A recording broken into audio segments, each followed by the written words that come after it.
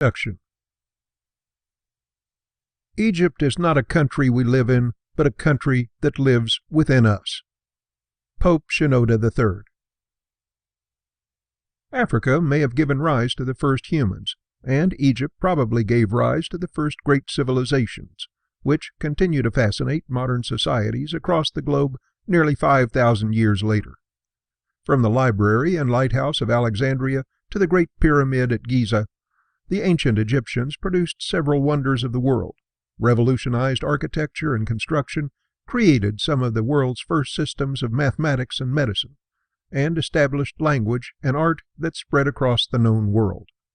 With world-famous leaders like King Tut and Cleopatra, it's no wonder that today's world has so many Egyptologists. For almost 4 millennia, the Great Pyramids of ancient Egypt have been widely hailed as the single greatest archaeological feat man has ever accomplished. The Great Pyramid at Giza is the only one of the 7 wonders of the ancient world to have survived into the modern age. Unlike so many pieces of the historical record which have been rediscovered relatively recently, in the grand scheme of things, in their 4,000 years of existence, the Great Pyramids have never allowed themselves to be truly forgotten by the human civilization, which has never ceased to regard them with wonder and awe. Thus it is somewhat ironic that over time, people have managed to retain hardly any information about Memphis, the ancient Egyptian capital in which the pharaohs responsible for the Great Pyramids resided and ruled. At some point, even the precise location of Memphis came to be forgotten, and the city was believed lost to the annals of time.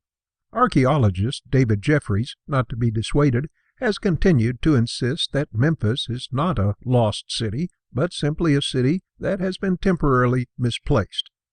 To this day, teams of archaeologists continue to sift through the Egyptian sands in the hopes that they will at last unearth the walls of the elusive city.